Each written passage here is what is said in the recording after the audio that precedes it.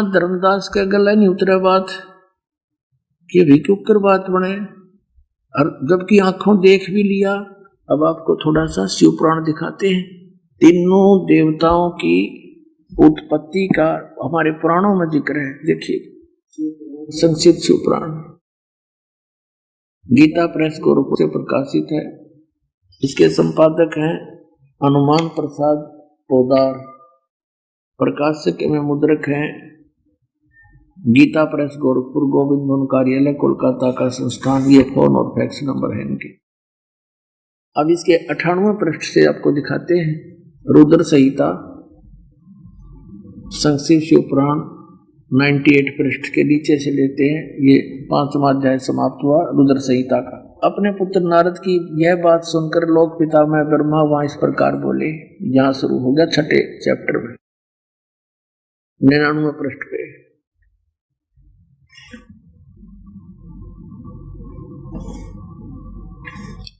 ब्रह्मा जी ने कहा, ब्रह्मन देव शिरोमणे, तुम सदा समस्त जगत के उपकार में लगे रहते हो। तुमने लोगों के हित की कामना से बहुत उत्तम बात पूछी है। जिस समय चराचर जगत नष्ट हो गया था, सब जगह जल ही जल था, कुछ भी ना था। उस समय तत् सद्ब्रह्म इस श्रुति में सत सुना जाता है, एकमात्र वही शेष था। अब देखना 100 पृष्ठ पे शिव पुराण 100 पृष्ठ पे। जिस परब्रह्म के विषय में, ये इसको परब्रह्म कहते हैं काल को, जिस परब्रह्म के विषय में ज्ञान और अज्ञान से पूर्ण युक्तियों द्वारा इस प्रकार विकल्प किए जाते हैं, कुछ ज्ञान कुछ अज्ञान, यानी सच्चा झूठा। उसने कुछ काल के बाद द्वितीय की इच्छा प्रकट की। उसके भीतर एक से अनेक होने के संकल्प उदित हुए। तब उस निराकार परमात्मा ने अपनी लीला शक्ति से अपने लिए मूर्ति यानी आकार की कल्पना की। जो मूर्ति रहित परम ब्रह्म है उसकी मूर्ति ये भगवान सदाशिव है। अर्वाचीन और प्राचीन विद्वान उन्हीं को ईश्वर कहते हैं। उस समय एकाकी रहकर स्वेच्छा अनुसार विहार करने वाले सदाशिव ने अपने विग्रह से स्वयं ही एक स्वरूप भूता शक्ति की सृष्टि की। अब ये तो ब्रह्मा बोल रहा है, कुछ परमात्मा ने सुना हुआ ज्ञान, कुछ अपनी अटकलबाजी। वास्तविकता ये थी कि काल ने दुर्गा को खा लिया था, शक्ति को परमात्मा ने इसके पेट से निकाली थी और फिर उनको सतलोक से निष्कासित कर दिया था। ये मिलता जुलता ज्ञान परमात्मा से सुना हुआ, क्योंकि परमेश्वर ने आके कबीर जी ने इस ब्रह्मा जी को, विष्णु जी को, शिव जी को ये ज्ञान सुनाया था, पर इन्होंने स्वीकार नहीं किया काल के दबाव से, अपने पिता के प्रभाव से। अब देखिएगा, अपने विग्रह से स्वयं एक स्वरूप भूता शक्ति यानी स्त्री की सृष्टि की, जो उनके श्रीअंग से कभी अलग होने वाली नहीं थी। उस पराशक्ति को प्रधान प्रकृति, प्रधान भी दुर्गा को कहते हैं, प्रकृति भी दुर्गा को कहते हैं, और गुणवती माया बुद्धि तत्व की जननी तथा विकार रहित बताया। वह शक्ति अंबिका कही गई है। उसी को प्रकृति, दुर्गा को प्रकृति भी कहते हैं, ये सदग्रंथों में लिखा है। सर्वेश्वरी त्रिदेव जननी, तीनों देवताओं की उत्पन्न करने वाली ब्रह्मा विष्णु महेश की माता, नित्य और मूल कारण भी कहते हैं, सदाशिव द्वारा प्रकट की गई उस शक्ति के 8 भुजाएं हैं। कंसेप्ट क्लियर हुआ? ये दुर्गा इसके पेट से निकली थी। परमात्मा ने सच्चाई बता रखी है कि पेट से देवी करी पुकारी, ये पुकारा है साहेब मेरा करो उबारा, टेर सुनीता हम आए और अष्टंगी का बन छुड़वाए। वो उसकी 8 भुजाएं हैं। नाना प्रकार के आभूषण उसके श्रीअंग की शोभा बढ़ाते हैं। वह देवी नाना प्रकार की गतियों से संपन्न है और अनेक प्रकार के अस्त्र शस्त्र धारण करती है। एकाकिनी होने पर भी वह माया संयोग वसात अनेक हो जाती है। अब वो जो सदाशिव है, ये काल है, ये सदाशिव ब्रह्मा विष्णु महेश का पिता। देखिए वे जो सदाशिव हैं उन्हें परम पुरुष ईश्वर शिव शंभु और महेश्वर कहते हैं। अब हम 101 पृष्ठ पर आ गए हैं इस रुद्र संहिता का। वे अपने सारे अंगों पर भस्म रमाए रहते हैं। ये काल क्या करता है, कभी तो विष्णु रूप धारण कर लेता है, कभी शिव रूप धारण कर लेता है, कभी ब्रह्मा रूप धारण कर लेता है। तो जो उसको शिव रूप में देखते हैं तो उन्होंने शिव पुराण बना दी, जिसने विष्णु रूप में देखा उसने विष्णु पुराण बना दी, और साथ में ब्रह्मा विष्णु महेश की स्थिति भी साथ लिख दी, तो ये उनसे अलग है। देखिए वे अपने सारे अंगों पर भस्म रमाए रहते हैं उन काल रूपी ब्रह्म ने। उन काल रूपी ब्रह्म ने, काल रूपी ब्रह्म को ज्योत स्वरूपी निरंजन कहो, एक ही समय शक्ति के साथ है। ये शिवलोक नामक क्षेत्र का निर्माण किया। वह उत्तम काशी, उस उत्तम क्षेत्र को काशी कहते हैं। वह परम निर्वाण और मोक्ष का साधन है जो सबसे ऊपर विराजमान। ये प्रिया और प्रियतम जो पति और पत्नी रूप में शक्ति और शिव, दुर्गा और ये काल रूपी ब्रह्म आपने पढ़ लिया। ये दुर्गा और काल, प्रकृति और काल जो परमानंद स्वरूप है उस मनोरमा क्षेत्र में नित्य निवास करते हैं। मुने शिव और शिवा ने प्रलय काल में भी कभी उस क्षेत्र को अपने सानिध्य से मुक्त नहीं किया। दुर्गा और काल ने, यानी शिवा दुर्गा शिव ये काल ब्रह्म देवर से एक समय आनंद मन में रमण करते हुए शिवा और शिव के मन में, दुर्गा और इस काल रूपी ब्रह्म के मन में यह इच्छा हुई कि किसी दूसरे पुरुष की सृष्टि करनी चाहिए, जिस पर यह सृष्टि का संचालन महान भार रखकर हम दोनों केवल काशी में रहकर इच्छा अनुसार विचरें और निर्वाण धारण करें। ऐसा निश्चय करके शक्ति सहित सर्वव्यापी परमेश्वर शिव ने अपने वाम भाग के 10वें अंग पर अमृत मल दिया, यानी पति पत्नी व्यवहार किया। फिर तो वहां से एक पुरुष यानी एक पुत्र की उत्पत्ति हुई।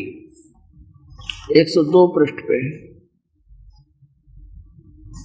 रुद्र संहिता पढ़ रहे हम। शिव ने कहा, वत्स बेटा, व्यापक होने के कारण तुम्हारा विष्णु नाम विख्यात हुआ।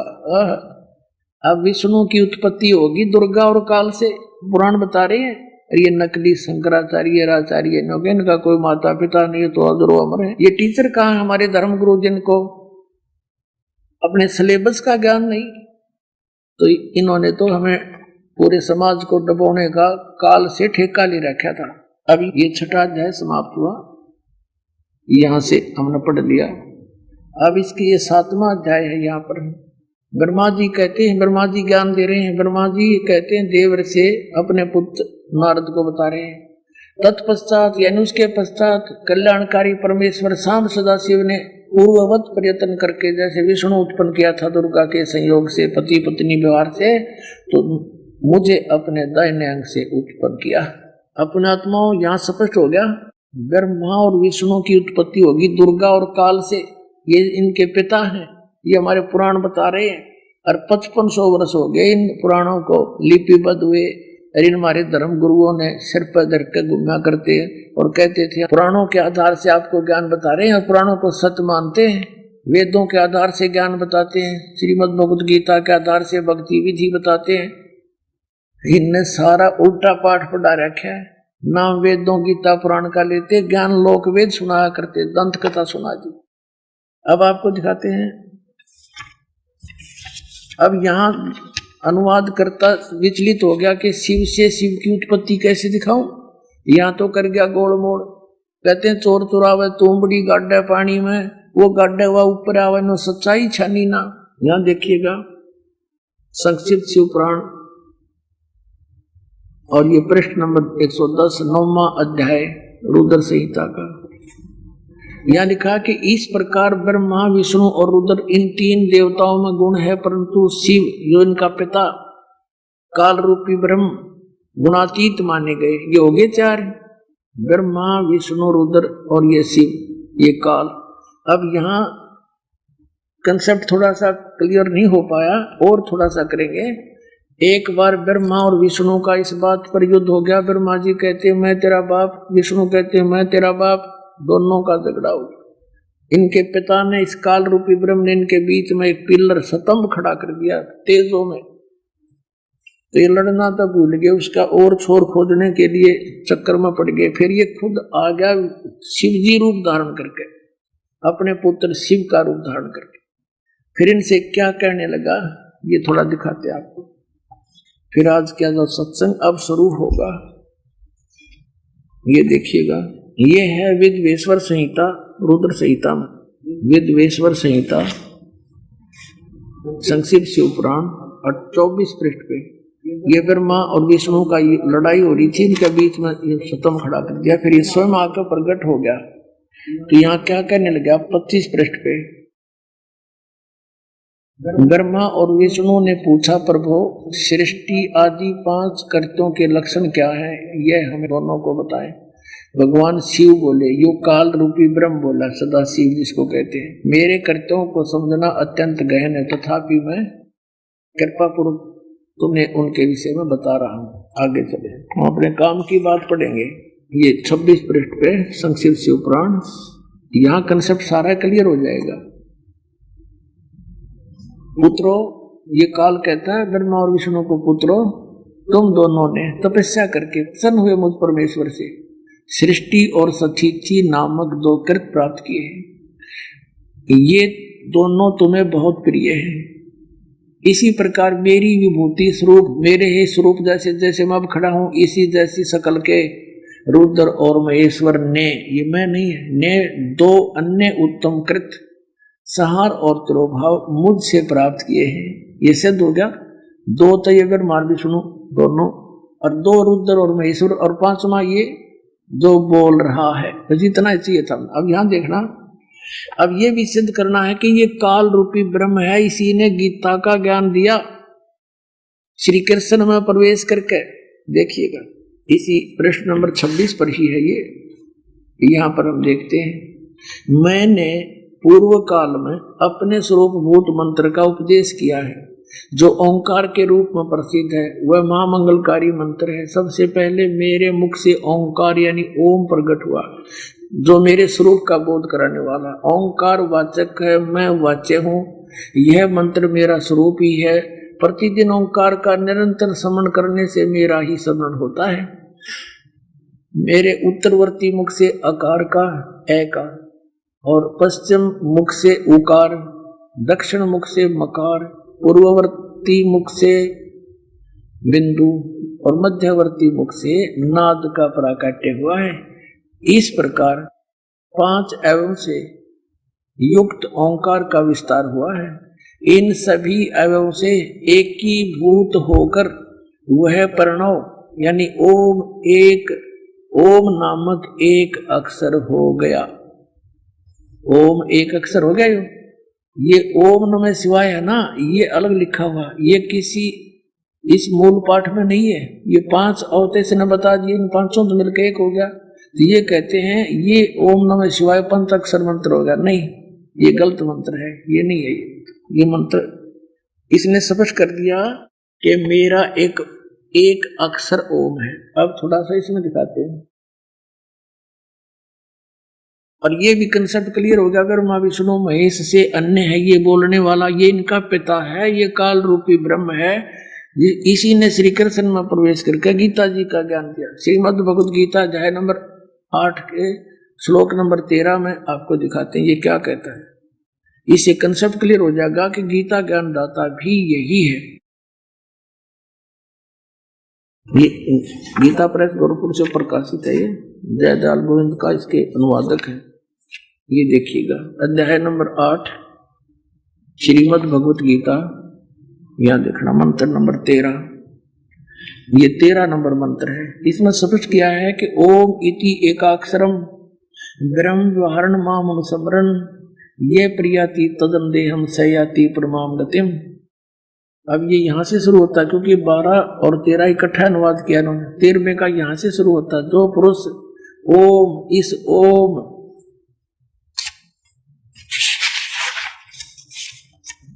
यह एकाक्षर ब्रह्म, एक अक्षर रूप यानी ओम एक अक्षर का ब्रह्म, ये दोनों अनुवाद गलत किया है। एक अक्षर रूप ब्रह्म को उच्चारण करता हुआ, मुझ निर्गुण ब्रह्म का निरंतर चिंतन करता शरीर को त्याग कर जाता है, वह पुरुष परम गति को प्राप्त होता है। अब मूल संस्कृत देखना, मूल पाठ में क्या लिखा है कि ओम इति एकाक्षरम ब्रह्म व्यवहारन माम अनुस्मरण, माम ब्रह्म मुझ ब्रह्म का केवल यह ओम, ये ओम इति एक अक्षरम, ये एक अक्षर ओम है, उच्चारण करके सिमरण करता हुआ यह प्रियाति तदन्देहम सयाति परमागति। अब ये स्पष्ट हो गया कि गीता जी का ज्ञान भी इस काल रूपी भगवान ने ही दिया है, और ये ब्रह्मा विष्णु महेश का पिता है, दुर्गा इनकी माँ है। ये तो इन सदग्रंथों ने, पवित्र सदग्रंथों ने आज आपके समक्ष ये गवाही दे दी। और 600 वर्ष पहले परमात्मा स्वयं बता कर गए थे कि इनकी जन्म मृत्यु होती है, ये अविनाशी नहीं है, इनके माता पिता हैं। तो पुण्यात्माओं, कौन है भगवान? Kabir is God.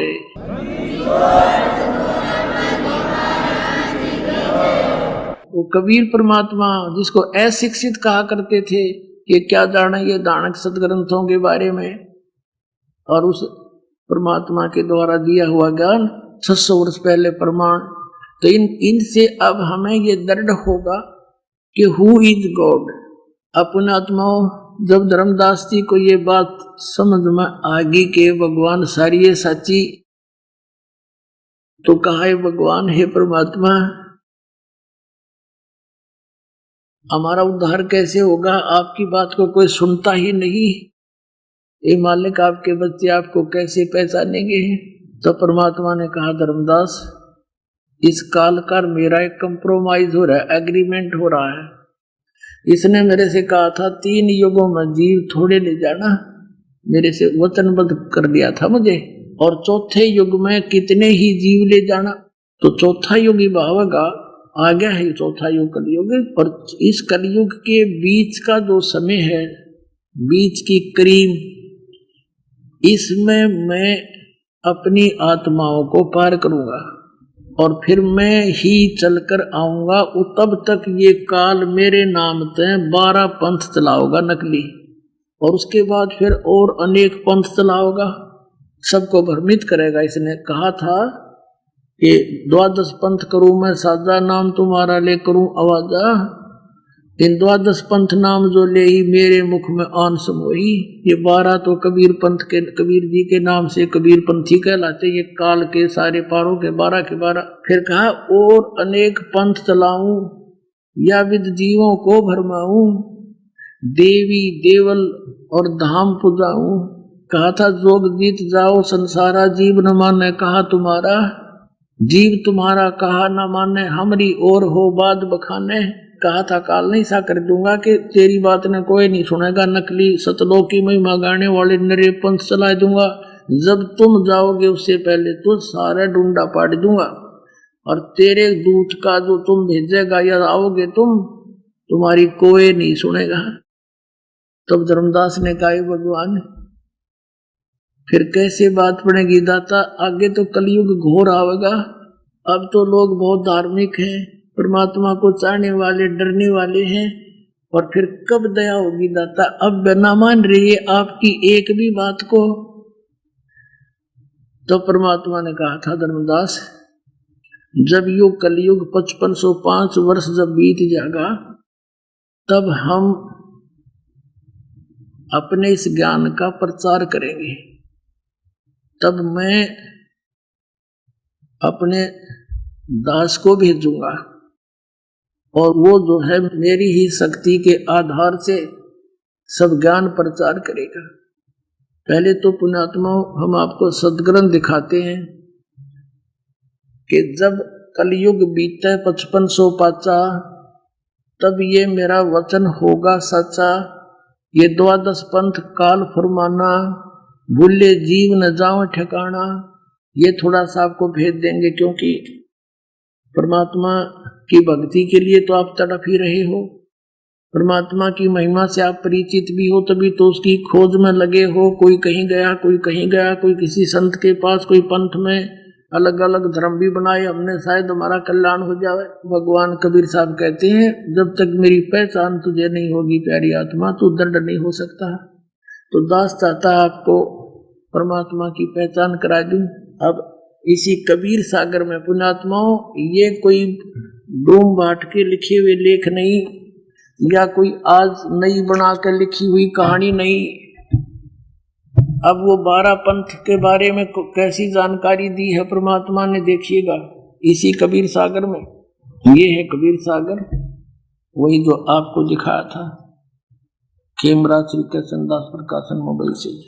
ये कबीर सागर ज्ञान प्रथम का कबीर पंथी भारत पथिक स्वामी युगलानंद बिहारी द्वारा पुरस्कृत, मुद्रक एवं प्रकाशक खेमराज श्री कृष्ण दास, अध्यक्ष श्री वेंकटेश्वर प्रेस, खेमराज श्री कृष्ण दास मार्ग, मुंबई से। अब आपको दिखाते हैं कबीर वाणी। ये 12 पंथ कहा था काल ने, 12 पंथ चलाऊंगा। कबीर वाणी ये चैप्टर है, बोध सागर इसका खंड है, और इसके 136 पृष्ठ पे क्या कहा है? द्वादश पंथ चलो सो भेद, द्वादश पंथ काल फुरमाना, और भूले जीव न जाए ठिकाना, ताते आगम कह हम राख्या, प्रथम वंश हमारा चूड़ामणि शाखा, प्रथम जग में जागू भरमावे, बिना भेद वो गणत चुरावे, दूसर सुरत गोपाल होई, अक्षर जो जोग दृढ़ावे सोई, तीसरा मूल निरंजन, चौथा टकसार है। फिर ऐसे ये ब्रह्म, छठा सतनामी, सातवां यो जीवा पंथ, और 8वां राम कबीर पंथ। ये यहाँ ये तो है पद्य भाग में। फिर यहाँ देखिए गद्य भाग में ये है, ये कबीर चरित्र बोध, इसके यह बोध सागर के 1870 पृष्ठ पे यहाँ कति क्लियर किया है कबीर साहिब के पंथों का वर्णन, यानी कबीर साहिब के नाम से। प्रथम नारायण दास का पंथ ये गलत लिखा है, क्योंकि नारायण दास जी ने तो धर्मदास का कबीर साहब का मार्ग स्वीकार ही नहीं किया था। ये चूड़ामणि का पंथ है। यज्ञुदास पंथ, यज्ञुदास जागुदास कंदो, सूरत गोपाल, चौथा मूल निरंजन, 5वां टकसारी पंथ, भगवान दास का पंथ, सतनामी पंथ, कमाली पंथ, कमाल का पंथ, राम कबीर पंथ, प्रेम धाम की वाणी पंथ, 11वां जीवा पंथ, और 12वां ये गरीबदास छुड़ानी वाला गरीबदास पंथ। ये 12वां पंथ ये कबीर साहब के नाम पर ही चलता है, उन्हीं को आधार से ये वाणी सुलझाते हैं, समझाते हैं। ये सब देख लिया आपने, जागुदास, सूरत गोपाल, टकसारी पंथ, भगवान दास का पंथ, सतनामी पंथ, कमाली पंथ, राम कबीर पंथ, प्रेम धाम वाणी पंथ, जीवा पंथ और गरीबदास पंथ। अब हम फिर आते हैं या कबीर वाणी चैप्टर पे, वो कबीर चरित्र बोध अध्याय पढ़ा था 136 पृष्ठ पे। फिर हम वही आगे हैं, द्वादश पंथ काल फुरमाना, भूले जीव न जाओ ठिकाना, ताते आगम कह हम बाख्या, वंश हमारा चूड़ामणि शाखा। ये चूड़ामणि प्रथम होना चाहिए यहाँ पर, और द्वितीय आना चाहिए, फिर भी इन्हीं के अनुसार पढ़ेंगे। प्रथम जग में जागू यागू दास बरमावे, दूसरा सूरत गोपाल, मूल निरंजन, टकसारी पंथ, 5वां पंथ ये भगवान दास पंथ, 6ठा सतनामी, ये वही है नो के नो, राम कबीर पंथ, और ये कमाल पंथ। और ये अब यहाँ तक तो आगे 10वें तक तेने लिख दिया, आगे बोलना लिखना भूल गए, थोड़ा बहुत पुलझ किया इन्होंने, फिर भी सच्चाई छुपी नहीं। यहाँ पढ़ेंगे हम, ये है 3 में वंश अंश अधिकारा, 3 से हो शब्द हो नारा। अब ये 12वां पंथ है, संवत 1775 होई, ये होना चाहिए था संवत 1774। आदरणीय गरीबदास जी का जन्म, आदरणीय गरीबदास साहिब जी का जन्म गांव छुड़ानी जिला जज्जर में संवत 1774 सन 1717 में हुआ था। ये यहाँ मिस प्रिंट है, तो गरीबदास जी का आपने पढ़ लिया 12वां पंथ, ये 12वां गरीबदास पंथ है। देखिए, संवत 1775 होई, ताजिन प्रेम प्रगटे जग सोई, आज्ञा रहे ब्रह्म बोध लावे, कोली चमार सबके घर खावे, साख मारी ले जीव समझावे, असंग जन्म ठोर नहीं पावे, 12वें पंथ प्रगट हो बाणी, शब्द हमारे की निर्णय ठाड़ी। अब क्या बताते हैं परमात्मा के 12वें पंथ के प्रवर्तक गरीबदास जी के द्वारा मेरी महिमा की वाणी पुनः प्रकट होगी, मैं उसके माध्यम से उसको सतलोक ले जाऊंगा और फिर दोबारा वापस छोड़ूंगा। मेरी महिमा की वाणी यथार्थ वो फिर लिखेगा, क्योंकि कबीर पंथ में ये कबीर साहिब के नाम से नकली 12 पंथ चल गए, इनमें गड़बड़ी कर दी, कबीर सागर में फेर बदल, कबीर साखियों को अपने हिसाब से कुछ मोल्ड कर लिया। तो गरीबदास जी ने दोबारा ज्यों का त्यों चित्रित कर दिया, जैसे तुलसीदास जी ने लाखों वर्ष के बाद श्री रामचंद्र जी की उस यथार्थ कथा को ज्यों का त्यों लिख दिया, जिस पर आज पूरा हिंदू समाज आधारित है।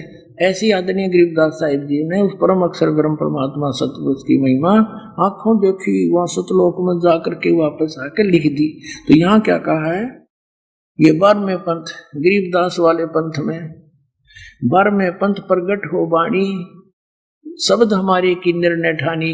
गरीबदास जी द्वारा बोली गई वाणी के ऊपर वो विचार विमर्श करेंगे, लेकिन अस्थिर घर का मर्म ना पावे। ये 12 पंथ हम ही को ध्यावे।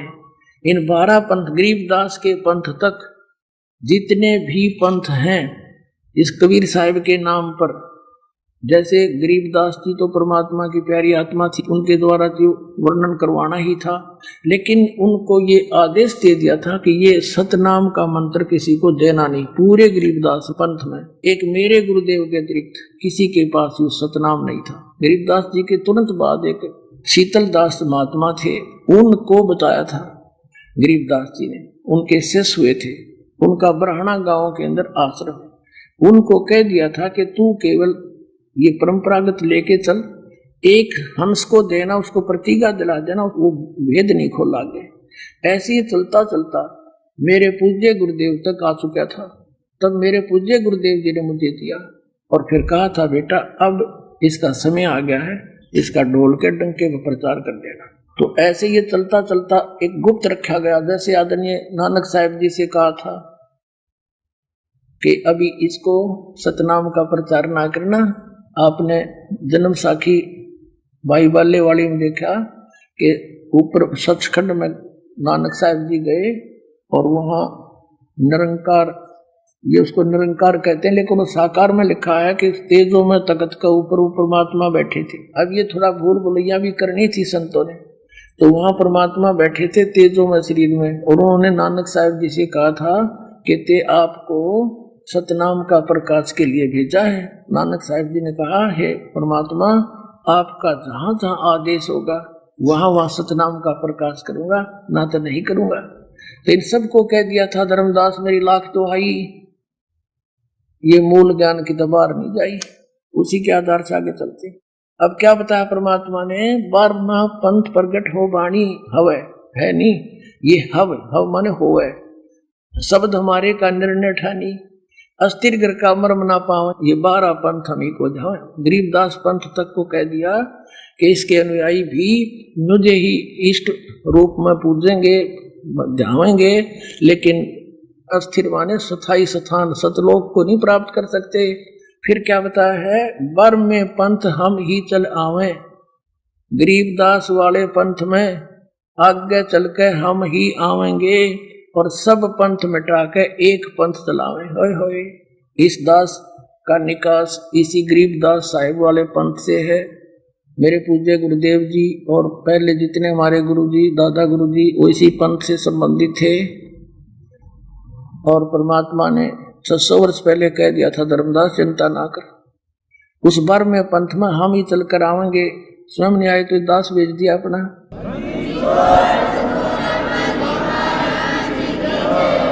की पावर तो कबीर परमात्मा की है, दास को दे दी तो आज उतना ही काम करेगी। देखिए, 12वें पंथ हम ही चल आवे, सब पंथ मिटा एक ही पंथ चलावे। सब पंथ मिटा के यानी सब तब फिर क्या बताया, प्रथम चरण कलयुग निर्याणा, तब मगर मांडो मैदाना।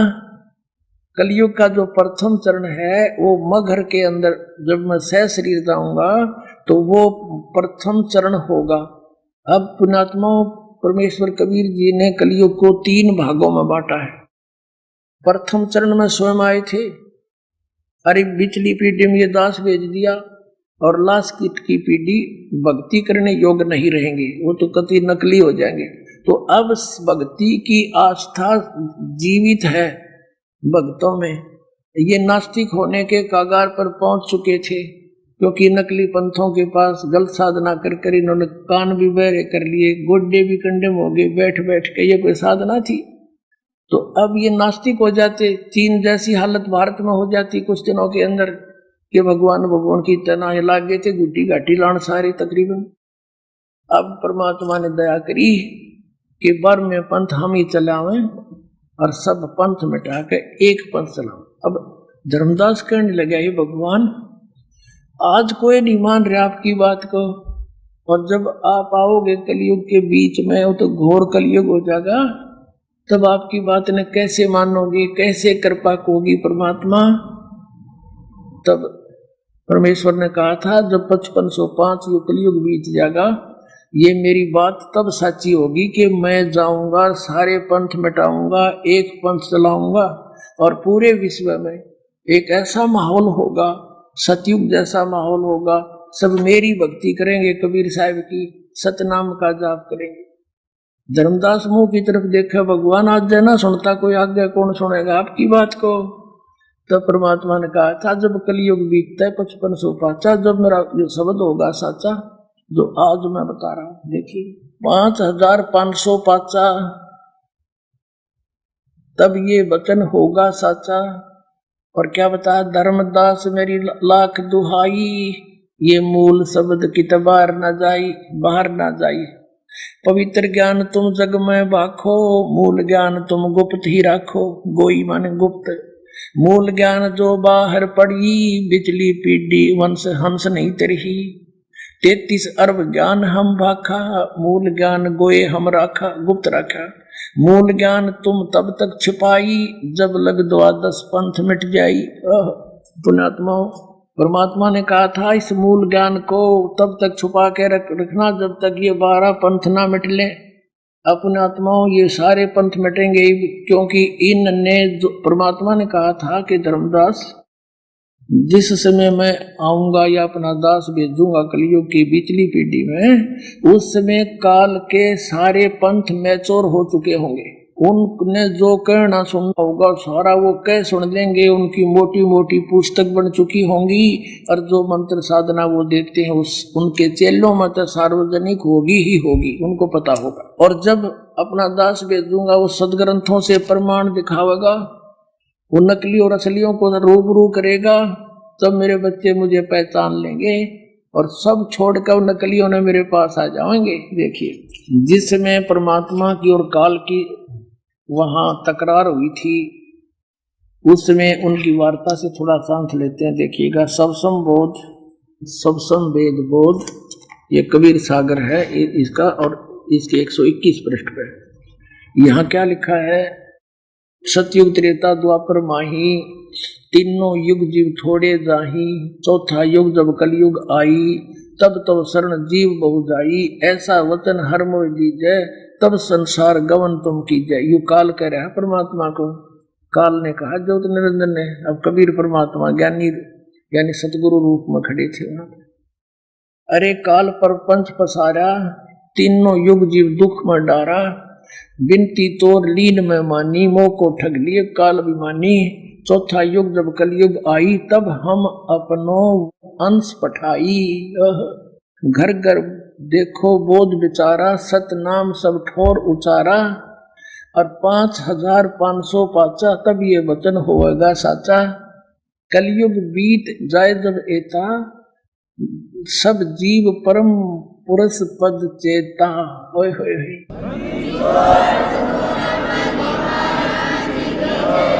अब क्या कहा है कि 5505 तब ये वचन मेरा होगा साचा। कलयुग बीत जावे जब एता, सब जीव परम पुरुष पद चेता। पद चेता, पद माने वे ऑफ वर्शिप के ज्ञाता हो जाएंगे परमात्मा के, उस परम पद के और पद्धति के, वो पूरे सतनाम के। घर घर देखो बोध विचारा, स्पष्ट किया है, घर घर देखो बोध विचारा।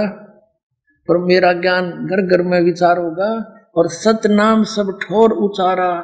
इस सतनाम का क्योंकि डूंडा पाट देंगे, डंडोरा पीट देंगे, सब जग सब जाप किया करेंगे सतनाम का।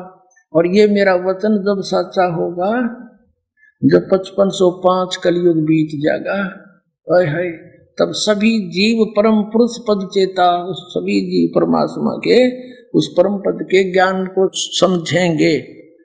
अब ये कंसेप्ट क्लियर करना पड़ेगा कि अब ये कलयुग बीत कितना गया। अपुणात्मा शंकराचार्यों जी के द्वारा लिखे इतिहास हिंदू धर्म के लिए मान्य है। इन्होंने क्या बताया है ये देखिएगा एक पुस्तक है हिमालय तीर्थ, और ये कहां से छपी है? उप मुख्य कार्यकारी है, ये हिमालय तीर्थ पुस्तक है, जेपी नंबूरी उप मुख्य कार्यकारी बद्रीनाथ केदारनाथ मंदिर समिति के, और यहां से छपा है ये, यहां से देखिए। प्रकाशक है रंजू चक्रवर्ती, 76A/1 बामा राय रोड कलकत्ता, मुद्रक गिरी प्रिंट सर्विसेज कलकत्ता। अब इसके 42 पृष्ठ पर आपको दिखाते हैं, ये देखिएगा। हिमालय तीर्थ पुस्तक है, ये 42 पृष्ठ पे शंकराचार्य जी के जन्म के विषय में एक भविष्यवाणी की हुई है। ये कोई शिव रहस्य नामक कोई पुस्तक है, उसका ये संस्कृत का श्लोक यहाँ अनुवाद, अर्थात कलयुग के 3000 वर्ष व्यतीत होने पर बौद्ध मीमांसकों के मत पर विजय प्राप्ति के लिए शंकर यति के रूप में आविर्भूत होंगे, यानी जन्म लेंगे। कलयुग जब 3000 बीत जाएगा तब शंकराचार्य जी का जन्म होगा। हो गया इससे क्लियर? अब ये तो ऊपर से कलयुग स्टार्ट से हो गए 3000 वर्ष, और आज से उसका जन्म कितने वर्ष पहले हुआ ये यहां से क्लियर होगा। देखिए एक पुस्तक है ज्योतिर्मय ज्योतिर्मठ, और ये है स्वरूपानंद, ये शंकराचार्य जी हैं वर्तमान गद्दी नसीन, 2 पीठों के पीठाधीश्वर। ये पुस्तक है ज्योतिर्मठ, संरक्षक हैं अनंत श्री विभूषित ज्योतिष पीठाधीश्वर पीठाधीश्वर एवं द्वारका शारदा पीठाधीश्वर, 2 पीठों के ऊपर मालिक है यो जगत गुरु शंकराचार्य स्वामी श्री स्वरूपानंद सरस्वती जी महाराज, इनके कर कमलों द्वारा ये संपादित है। ये प्रपराश्रम करता, प्रेरणा स्रोत, मुद्रक, ये फाइन प्रिंट एंड पैक्स। प्रकाशक है अखिल भारतीय आध्यात्मिक उत्थान मंडल, 1/3234 गली नंबर 2 रामनगर तिवारी मंडोली रोड सादरा दिल्ली। ये इनके फोन और फैक्स नंबर है। अब इसके आपको 11 पृष्ठ पर दिखाते हैं, ये 11 पृष्ठ है, और यहाँ आते शंकराचार्य का संक्षिप्त जीवन, आदि गुरु शंकराचार्य जी का संक्षिप्त जीवन परिचय। हम थोड़ा सा लेंगे अपने काम का। यहाँ लिखा है कि गुरु परंपरागत मठों के अनुसार, गुरु परंपरागत मठों के अनुसार उनका आविर्भाव काल यानी जन्म समय ईसा पूर्व 508 वर्ष है। ये या शब्द इन्होंने गलती से लिख दिया, या 476 वर्ष माना जाता, नहीं, 32 वर्ष की उम्र में उनकी मृत्यु हो गई थी। वो केवल 32 वर्ष तक जिंदा रहे थे आदि शंकराचार्य। तो 508 में 32 कम कर दो, 476 हो जाते हैं।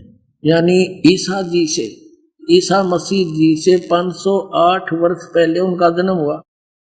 तो आज चल रहा है 2012 और 508 जोड़ दो 2020 वर्ष।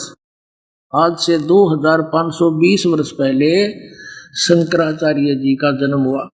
अब ये तो हो गया यहाँ आज से नीचे से ऊपर, और ऊपर से नीचे कलयुग कितना बीत गया था जब इनके जन्म हुआ 3000। तो इन दोनों का योग कर दें तो आज हमारा कलयुग का समय पता लग जाएगा। तो 3000 जमा में 2520, 5520 वर्ष हो गए आज।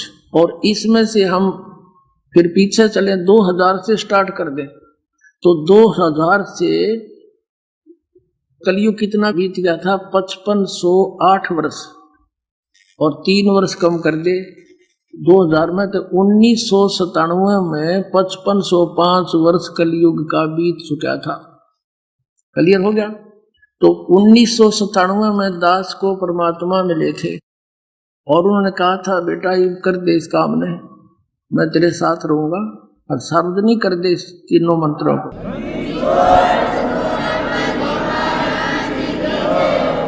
खुद भगवान ने क्या कहा और दिखाते हैं।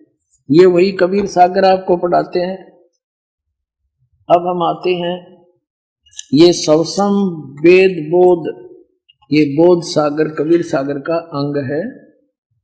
और हम 170 पति थोड़ा सा प्रकरण यहां से लेंगे कि कबीर साहब बोल रहे हैं। ये सत कबीर वतन है। आगे दिखाते हैं। ये यहाँ सवसम वेद बोध में क्या लिखा भगवान ने कि 5 सहस और 500 जब कलयुग बीत जाए, महापुरुष फरमान तब जग त्यारण को आए।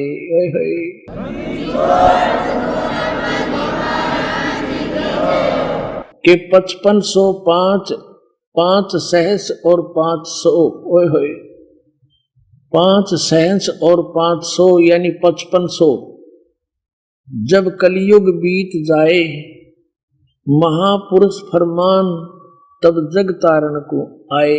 पूरे विश्व को तारने के लिए एक महापुरुष परमात्मा का फरमान लेकर आएगा, यानी उद्धार करेगा।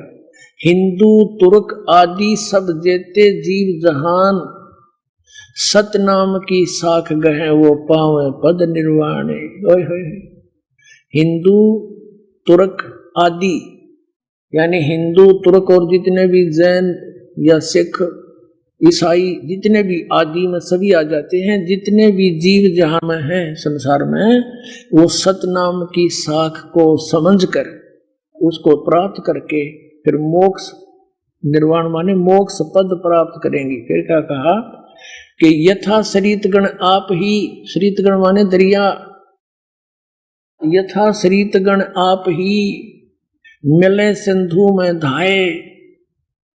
जैसे दरियाएं अपने आप समुद्र से चलती हैं, उनका अपने आप फ्लो होता है और पूरी स्पीड के साथ चारों तरफ से आके और समुद्र में ऑटोमेटिकली आप मिल जाती है। कहते हैं ऐसे ये पंथ सारे के सारे इस सत सुकृत पंथ में, इस सच्चे पंथ में वो पुण्यात्मा सत्य ज्ञान को समझकर परमात्मा के बच्चे इतनी स्पीडता होंगे जैसे दरिया में फटाफट जाकर मिलकर एक हो जाती है। अब कहते यथा श्रितगण आप ही मिले सिंधु में धाये, सत सुकृत के मध्य तिमी ये सभी पंथ समाये। उस सच्चे पंथ के अंदर ये सभी पंथ ऐसे समा जाएंगे जैसे सभी दरियाए जाकर के समुद्र में ऑटोमेटिकली, उनको रोक नहीं सकता, फिर ऐसे जाएंगे। अब ज्ञान समझ में आओगा, कौन रहेगा ऐसा बोला, कौन रहेगा इस कलयुग में? सब शिक्षित हैं, माइंडेड व्यक्ति हैं, उन्हें तन्नो विश्वास कर लिया था ये हमारे गुरुजी सच्चे परमात्मा तो मिल रहे होंगे। इवन के इतिहास दास ने दिखा दी जड़े उनकी हैं, अब सब समझ जाएंगे। इन खक भी नहीं था, इन राधा स्वामी, जय गुरुदेव, सच्चा सौदा, सिरसाड़ेर, ये जनोद वाले, ठाकुर जी वाले, ये आगरा वाले, कख भी नहीं इनके पास भक्ति का। इसके साथ साथ ये सतपाल वाला पंथ, यो बालेश्वर के अमेरिका में रहता है, यो हंसा देश वाले पंथ का हैं, और ये तेरे सुधांशु वाले, ये आसाराम वाले, आप आँखें देखे ये भी दिखा देंगे तुरंत ही थोड़े दिनों में। ये ऐसे पड़ेंगे जैसे फ्लड के अंदर बड़े बड़े पेड़ पड़े और जड़ कट जाए, इनकी तरह काट दिया। इन सब की जड़ों की मिट्टी खाली हो चुकी है। एक तूफान आएगा, सारे लोटपोट होंगे, देख लेना। तूफान आओगा ज्ञान का, तत्व ज्ञान का, पूरे विश्व के अंदर।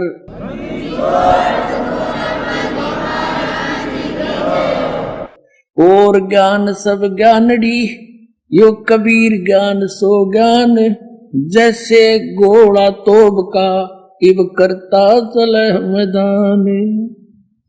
अब देखिएगा, हम फिर वहीं आगे हैं कि यथा शरीतगण आप ही मिले सिंधु में धाये, सत सुकृत के मध्य तिमी यानी उसी प्रकार सभी पंथ समाये। जब लग पूर्ण होए नहीं ठीके को तिथिवार, और कपट चातुरी तब लो सब सम वेद निर्धारे। क्या बताया परमात्मा ने कि जब तक वो 5505 वाली ठीक नहीं आवेगी।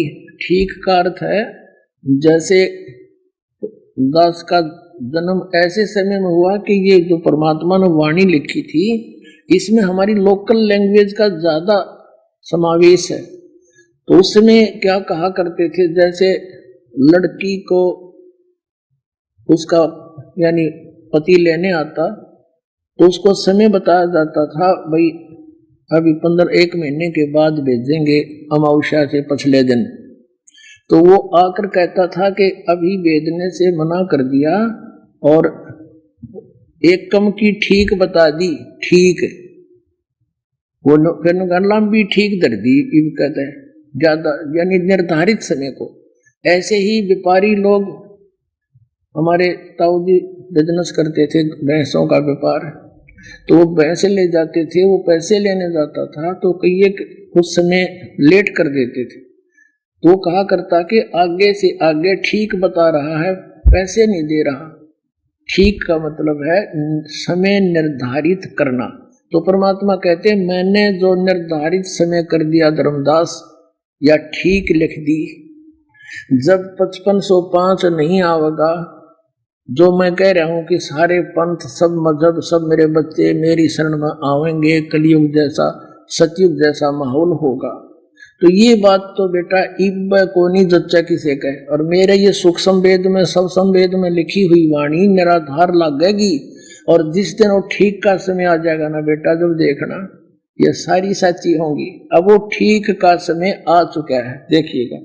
अब क्या बताते हैं, जब लग पूर्ण हुए नी ठीक, जो ठीक के नहीं ठीक, ठीक को तिथि वार और कपट चातुरी तब लो, यानी तब तक सब प्राणियों में चतुरता और कपटता रहेगी, और मेरा सब संवेद निराधार, ये सब संवेद जो मैं बोल रहा हूं ये निराधार होगा। इन लोग न सोचेंगे ऊँए बांधा है, और पुण्यात्माओं 600 वर्ष बीत गए इस ग्रंथ को लिखे हुए अमरवाणी को। अब बता किसके जच्चे वही को जाओगा, सारा बिजली गिरती जा रही है, अभी तक तो उसका कोई आव भाव नजर नहीं आ रहा। तो अब देखना पुण्यात्माओं कैसे ढूंढा ठा रखा मालिक ने, देखिएगा। अब कहते हैं सौ संवेद में बोल रहा हूं ना विचार, तब तो ये मेरे सौ संवेद के विचार निराधार महसूस होंगे। जब लग पूर्ण होए नहीं ठीके को तिथिवार, ठीक को और कपट चातुरी तब लो, ये सब संवेद निराधार, ये निराधार सा लगेगा। और सब ही नर नारी नर शुद्ध तब, जब ठीक का दिन आवंत, ठीके का यानी ठीक का दिन आवंत, आवंत है ये, और कपट चातुरी छोड़ के शरण कबीर गहनत। ओए होए